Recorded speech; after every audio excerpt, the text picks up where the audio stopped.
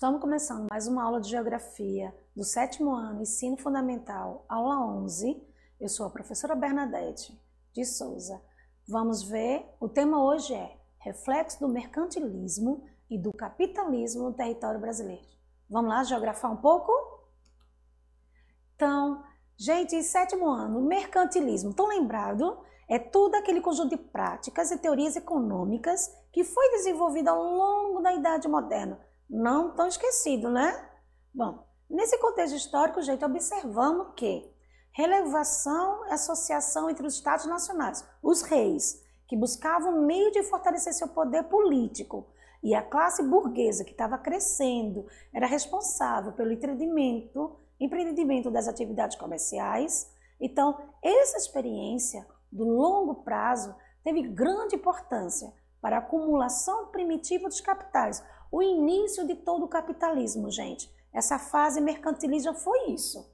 Reis buscavam fortalecer o poder político, mas estavam muito empobrecidos com diversas guerras e tal. A classe burguesa estava crescendo com seu poderio comercial, então, trocando os dois, fez uma experiência maravilhosa em relação à acumulação primitiva dos capitais. Não vão esquecer, mercantilismo é isso, conjunto de práticas e teorias econômicas, tá? Agora, no atual limite, extensão do território todo brasileiro de uma história que se iniciou em 1500. Então, vamos lá. Vamos pensar no Brasil de 1500. Chegou os colonizadores portugueses, passaram a se apropriar do nosso território indígena, coitadinho dos índios. Criou a primeira formação territorial, iniciou o Brasil. Como toda a formação da sociedade brasileira, teve a construção do espaço geográfico, né? Infelizmente, não mais indígenas. O indígena ele foi como se fosse encurralado para dentro do Brasil. Como eles não conheciam muito o território que era imenso brasileiro, os portugueses ficaram mais à margem do litoral. Então, realizando assim pelos europeus e por lusos brasileiros entre o século XVI e até a metade do século XVIII. Isso foi o período que chamamos de mercantilismo, só que aqui no Brasil ficou conhecido como capitalismo comercial. Certo, meus amores? Vocês sabem que o início, tudo lá em 1500, depois de 1530, porque eles passaram assim quase 30 anos para poder o Brasil ser realmente povoado, coloniado, mas tudo bem. Começou primeiro com a extração do pau-brasil. Essa foi a primeira exploração de produto que os portugueses vieram e retiraram aqui dos brasileiros aqui na América. A chegada do português foi em 22 de abril de 1500, quando a expedição de Pedro Álvares Cabral avistou o Monte Pascoal na atual região de Porto Seguro, hoje o estado da Bahia. Chegou os portugueses aqui no Brasil, deu um processo de exploração de terras. Só que, como eu falei antes, ele foi um pouco lento, levou quase 30 anos para começar a ser colonizado de fato. Que só teve alguma extração, exploração aqui e tal, mas para extrair, para produção mesmo, foi implantado o sistema de capitania hereditária só em 1531 para 32. A partir daí, implantou o sistema de capitanias. Foram 15 ao total.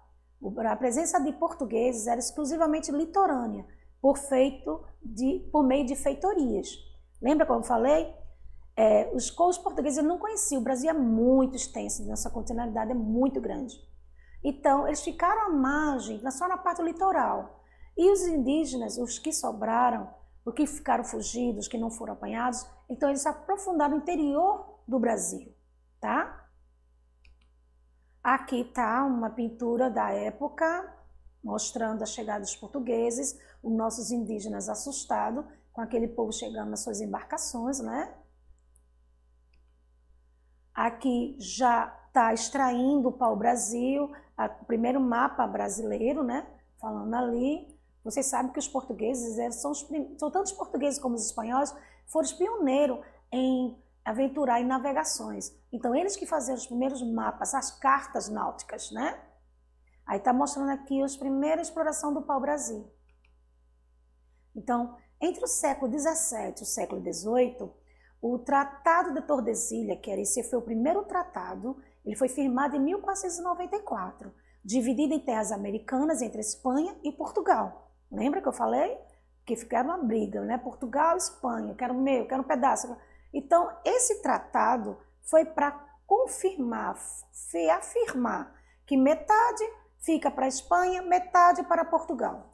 Já o século XVII, porém, os portugueses, isso não é muito bom de confiança, e seus descendentes, nascidos aqui, ultrapassaram os limites desse tratado. Ô professor, e pode? Você sabe que não pode, né? Mas parece que o jeitinho brasileiro, infelizmente, começou a partir daí, dessa época aí já, colônia, que eles ultrapassaram, eles passaram das terras a oeste que pertenciam à Espanha. O avanço para o interior do continente se deu pelo rio Amazonas, na busca por drogas do sertão coletadas por indígenas escravizados. Lembre-se que, quando eu falo de drogas do sertão, meus amores, são especiarias, são os condimentos, não são drogas de fato não, viu? São cominho, são canela, são essas especiarias, tá bom? O próprio sal, viu? Não vão pensar em besteira, não. Aqui já é outra fase, aqui já é a fase da cana-de-açúcar, principalmente aqui no Nordeste brasileiro, com os nossos engenhos de açúcar. Aí estão mostrando aí, já está na fase não mais indígena, de escravidão dos negros, tá? E os senhores no cavalo, veja aí nos slides como está mostrando. Bom, aqui a representação do que foi o Tratado de Tordesilhas, tá? Brasil dividido ao meio, linha de Tordesilhas ao meio, terras pertencentes aos Estados Unidos, terras também pertencentes aos Estados Unidos. Oxe, professora, como assim? Mas os Estados Unidos aqui está falando é justamente Espanha e Portugal, tá? Linha divisória do segundo tratado. Opa, houve uma segunda? Houve sim uma segunda divisão, uma acréscimo ali da lacuna, tá bom? Vamos lá. No Brasil a gente teve chamadas duas expedições, as entradas e bandeiras. Vamos ver primeiro o que foi as entradas. As entradas, gente, eram expedições organizadas pelas autoridades portuguesas que tinham como finalidade promover o apressamento de índios, a destruição da comunidade quilombolas e a prospecção de metais e pedras preciosas. Peraí, professora, que é isso? Bom, resumindo, era para você promover o aprisionamento dos indígenas, a destruição das comunidades quilombolas, que não podia ter, os indígenas, comunidades quilombolas, né? E a prospecção, ou seja, o aumento da produção, da procura dos metais e pedras preciosas, que eles sabiam que as terras brasileiras existiam muito, tá? Então, as bandeiras geralmente tinham também a mesma finalidade das entradas. Lembra, a bandeira é outra expedições. Porém, também era organizada pela coroa portuguesa, tá? Uma com a autoridade portuguesa e outra pela coroa portuguesa. Só que a diferença do bandeirante ou bandeirantismo é um tipo de atividade promovida por particulares, que a sua grande maioria era interessado apenas para aprisionar, escravizar os indígenas, que era diferente das entradas, que era autorizado pela coroa portuguesa. Aqui era por autoridade, porém, mas era uma coisa mais particulares. E eles eram muito revoltosos, eles eram muito violentos. Eles escravizavam, eles mataram indígenas que não queriam ser escravizados. Então é uma fase da nossa história brasileira que não é muito linda. Infelizmente, aconteceu com a maioria dos nossos indígenas. Aqui mesmo está uma fase do branco, mostrando um índio sendo... não é nem...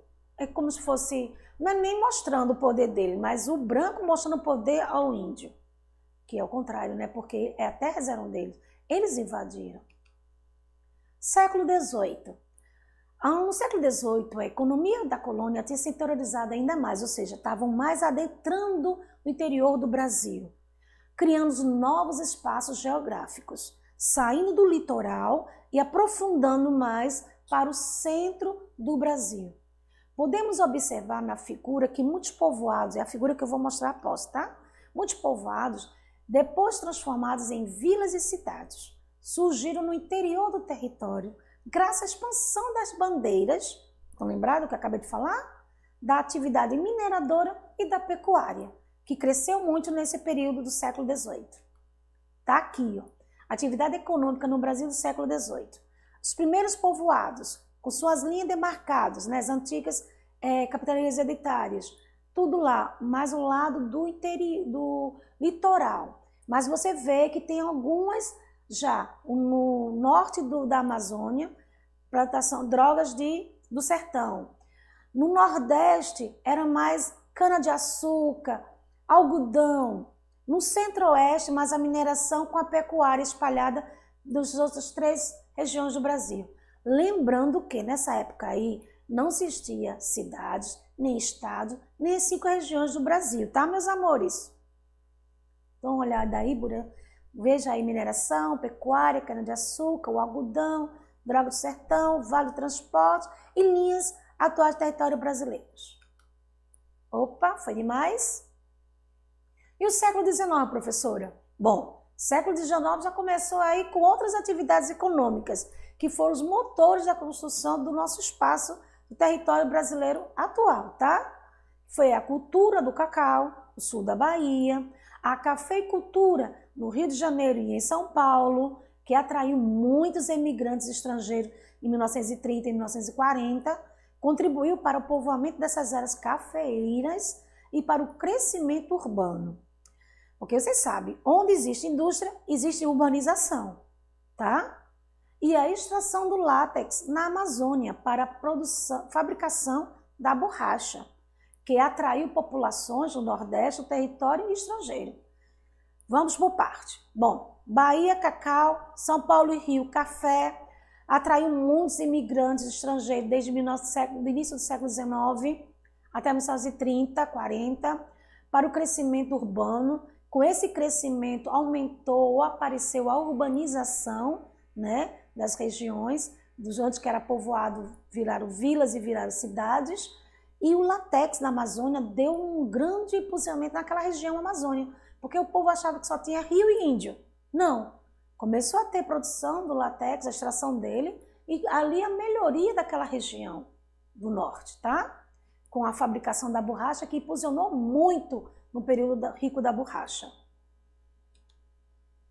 Aqui vocês estão vendo, né, o período da borracha, onde está a maior parte da Amazônia, do norte, o café no sudeste, que é Rio e São Paulo, o algodão aqui no nordeste, Paraíba, Recife e Maceió, o tabaco está aqui um pouco abaixo do Niterói, tá? E também lá no Porto Alegre, no sul. A mineração, você vê aí que é mais no centro e no sul também, no sudeste. A cana-de-açúcar, que predomina a maior parte do nosso nordeste. E a estrada de ferros, por onde estava passando a estrada de ferro, tá linda. Dá para você perceber, meus amores. Se não der, você veja com mais calma depois, tá bom? Mas assim estava a construção do século XIX do nosso Brasil. No final do século XIX, ao início do século XX, os governos brasileiros, por meio de tratados e convenções diplomáticas com os outros países e colônias europeias vizinhas, resolveram pendência de fronteiras que ainda existiam. Vê, ainda em 1904, o território brasileiro assumiu os limites fronteiriços atuais. Mas não tão atuais não, porque tá faltando algum pedacinho do Brasil, não tá? Ali no cantinho do norte, o Grão-Pará, alguma coisinha tá faltando ainda. E ali na parte de Santa Catarina. Mas isso em 1822, é esse mapa assim, tá bom? Porque a gente perdeu depois a Cisplatina, a gente perdeu. Então, com calma, vai ter uma nova modificação no Brasil. Agora, vamos lá. O capitalismo industrial transformou o espaço geográfico brasileiro como transformou. Você viu, né? Na época da colônia, veio o império, tal, chegou os governos, até chegar, a partir do século XVIII, na Inglaterra, houve uma forma de organização. Vocês estão lembrados que eu já dei esse início, que foi a industrialização, foi as revoluções industriais. E com essa revolução, ela modificou a economia do mundo todo, ordenou novos espaços geográficos, que foi o capitalismo industrial, como ficou conhecido, substituindo a manufatura, estão lembrados? Produção de mercadoria pela maquinofatura, manuais, graças às inovações tecnológicas do processo de produção. Então, sai pequena escala de produção para grande escala de produção com o capitalismo industrial. Esse novo sistema econômico, gente, ele propagaria para outros países, alterou a concepção mercantilista do que é a riqueza de um Estado, se constituído pelo acúmulo de metais preciosos, por meios de comércio exterior, e defendia que a concentração de riquezas ainda se realizaria pela produção industrial e comercialização dessas mercadorias industrializadas. A partir de 1930, a industrialização brasileira se aprofundou entre as décadas de 50 e 70, nos estados de São Paulo e Rio, e prolonga até os dias atuais nas demais regiões do território, tá? Houve uma aceleração da urbanização, como eu falei antes. Havendo industrialização, há um crescimento de urbanização, decorrente à industrialização, uma modernização na agricultura, na atividade agrícola, na migração de pessoas de campo para a cidade. Você precisa de novos espaços, casas, precisa de água, luz, enfim, uma melhoria na urbanização. O avanço da fronteira agropecuária, ou seja, estabelecidas áreas de cultivos e novos espaços geográficos. Com isso, sai a capital do país, que era no Rio de Janeiro, e vai para uma nova capital totalmente planejada, bem arquitetada, em Brasília, em 1960. Tá? São Paulo aqui, vocês vão ver as fábricas, as chaminés das fábricas, você vê as linhas férreas, onde o trem passava. Isso aqui era o início do século XX, o início de tudo. São Paulo, com seus carros, com seus bondes, isso já era modernidade. Os imigrantes que eu falei, de várias etnias, que trouxe para a melhoria do crescimento do Brasil, principalmente do Sudeste, do Sul e Sudeste, porque é parecido com o clima que eles vieram, os europeus, tá? Japão, alemães, espanhóis, italiano. Então, vamos agora para a nossa revisão, que esse foi o nosso assunto. Vamos agora revisar? Só coloquei uma questão, meus amores. E agora, professora? Mas ela vai dar para um principal fator, que seria todo esse processo, mercantilismo para o capitalismo. Se a gente vê esse processo desenvolvido do capitalismo, a gente pode analisar que ele foi, respectivamente, de que forma? Letrinha A, industrial, financeiro, comercial ou informacional? Professora, traduz isso aí. Pronto. Lembra? Agricultura, primeiro setor. A indústria, o segundo setor. É o que vai tirar, a gente vai modificar o que está na agricultura para jogar no mercado. O financeiro, vou precisar de terceiros para poder financiar a produção da agricultura ou a produção da indústria, que vou jogar no comércio. O comércio com seus mercados, como vou vender esse produto. O informacional, ele é bem atual, esse informacional. São a informática, lembra a globalização? No nosso campo de comunicação. Então, é tudo bem atual, esse informacional. São as formas de... nas novas tecnologias na indústria, nova tecnologia na ciência, novas tecnologias na comunicação, né? Porque se você for avaliar as vacinas, a vacina da Covid mesmo, processo tecnológico, processo de analisar de anos de estudo, tudo isso faz parte da informacional. Então, eu destrinchei os 4, beleza? Pronto. Letrinha B. Seria o comercial primeiro? Seria a indústria o segundo? Seria o financeiro terceiro? Ou seria informacional? Letrinha C. Seria o liberal. Epa, liberal, professora, lembra aí. Liberal, sistema liberal. O início do capitalismo. São novas regras que sai do novo liberalismo para o capitalismo, que você vai ter que utilizar regras para utilizar o número de produto, que não pode ultrapassar de uma pessoa para captar outro valor. Então vai ter que ser como se fosse, não gente, um valor aqui para esse determinado produto, não pode passar desse tanto aqui. Então são as formas liberais, são mais práticas para o capitalismo, mas também todo capitalismo você vai ter que ter regra, que não pode fugir dessas regras. Não vai ser assim não, Eu quero o gás a R$ 150. Não, eu vou querer o gás a R$ 200. Não, tem um base dele, um limite, que o todo comercial vai ter que utilizar aí, tá bom? A indústria que você já conhece, o comércio ou informacional. Ou letrinha D, meus anjos? Seria o financeiro primeiro? Seria o imperialista? Eita, imperialista, ela vem antes ou vem depois do liberal, professora? É aquele período que a África foi imperialismo da Inglaterra. A Inglaterra que consumiu a África, né? Foi aquele domínio imperial que aos poucos foi se desarmando e ficaram a África independente no futuro, como ela é independente hoje. Porém, o que sobrou de resquício?